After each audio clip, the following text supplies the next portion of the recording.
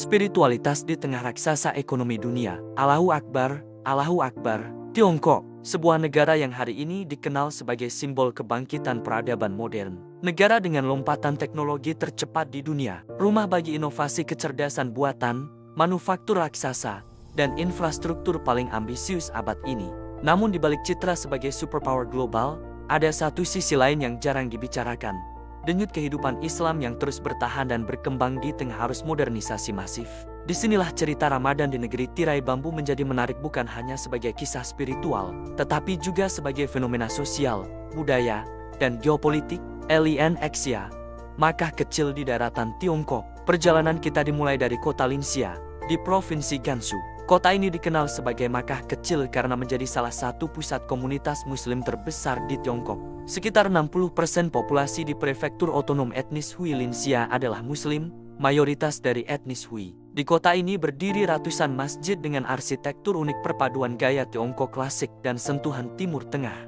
Saat Ramadan tiba, Linxia berubah total. Salah satu ikon terbesarnya adalah pasar takjil Ramadan yang disebut-sebut sebagai salah satu yang terbesar di dunia. Ribuan tenda bazar berdiri rapi, aroma rempah dan daging bakar memenuhi udara. Hidangan khas seperti lanjhu lamian, sate domba, hingga berbagai makanan halal tradisional disajikan oleh pedagang etnis Hui. Namun bazar ini bukan sekadar ruang ekonomi. Ia adalah simbol eksistensi. Di tengah sistem negara yang sangat terpusat dan modern, komunitas muslim tetap memiliki ruang untuk merawat tradisi dan identitasnya. Islam di Tiongkok, sejarah panjang abad ke-7. Islam masuk ke Tiongkok sejak abad ke-7 pada masa dinasti Tang. Para pedagang Arab dan Persia memperkenalkan Islam melalui jalur perdagangan jalur sutra.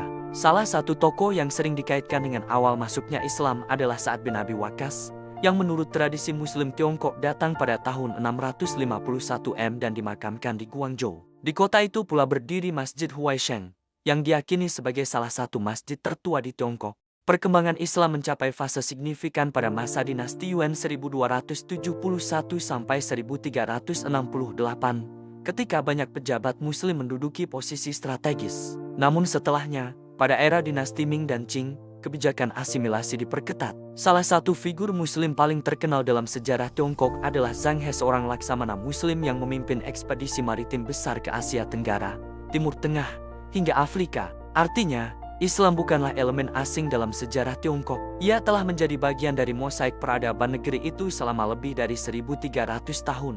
Peta demografi, 30 juta Muslim di Tiongkok. Saat ini diperkirakan terdapat lebih dari 30 juta Muslim di Tiongkok. Mereka tersebar di berbagai wilayah seperti Xinjiang, Ningxia, Gansu, Qinghai, dan Xi'an. Wilayah dengan populasi Muslim terbesar adalah Xinjiang, dengan sekitar 13 juta jiwa, mayoritas dari etnis Uighur, Kazakh, dan Hui. Ibu kotanya, Urumqi, menjadi salah satu pusat kegiatan keislaman. Di Beijing berdiri Masjid Niuji, salah satu masjid tertua dan paling bersejarah di ibu kota. Sementara di Xi'an terdapat Masjid Agung Xi'an yang dibangun pada tahun 742 M, mencerminkan akulturasi arsitektur Islam dan Tiongkok kuno. Keberadaan institusi seperti Xinjiang Islamic Institute yang berdiri sejak 1987 menunjukkan bahwa pendidikan Islam tetap memiliki ruang formal. Namun di sisi lain, wilayah seperti Xinjiang juga kerap menjadi sorotan internasional terkait isu kebijakan keamanan dan regulasi keagamaan. Disinilah kompleksitasnya muncul. Ramadan di Tiongkok, antara tradisi dan regulasi. Ramadan di Tiongkok memiliki wajah yang unik. Durasi puasa berkisar 14 hingga 16 jam, tergantung wilayah. Di kota-kota dengan mayoritas Muslim seperti Linxia atau beberapa bagian Xinjiang, suasana Ramadan terasa sangat hidup. Pasar halal ramai. Masjid-masjid dipenuhi jamaah.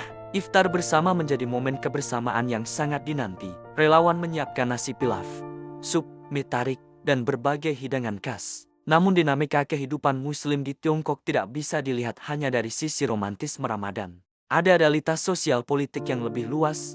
Bagaimana negara modern dengan sistem sekuler sosialis mengelola keberagaman agama? Bagaimana komunitas Muslim mempertahankan identitas tanpa terlepas dari struktur negara yang kuat? Disinilah Ramadan menjadi simbol ketahanan identitas. Analisis mendalam, Islam, identitas, dan masa depan. Ada 3 poin penting yang bisa kita tarik. Pertama, Islam di Tiongkok adalah Islam yang beradaptasi. Komunitas Hui, misalnya, menunjukkan model integrasi tinggi. Mereka menggunakan bahasa Mandarin, berpakaian seperti masyarakat umum, tetapi tetap menjaga praktik halal dan ibadah.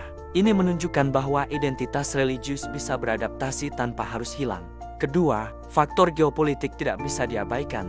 Isu Xinjiang menjadi perhatian global. Pemerintah Tiongkok menekankan stabilitas dan keamanan nasional, sementara sebagian pihak internasional menyoroti isu kebebasan beragama. Artinya, perkembangan Islam di Tiongkok tidak hanya soal spiritualitas, tetapi juga berada dalam konteks politik global. Ketiga, generasi muda menjadi kunci. Dengan modernisasi cepat, urbanisasi, dan digitalisasi, generasi muda Muslim Tiongkok menghadapi tantangan ganda, mempertahankan identitas sekaligus berkompetisi dalam sistem ekonomi modern.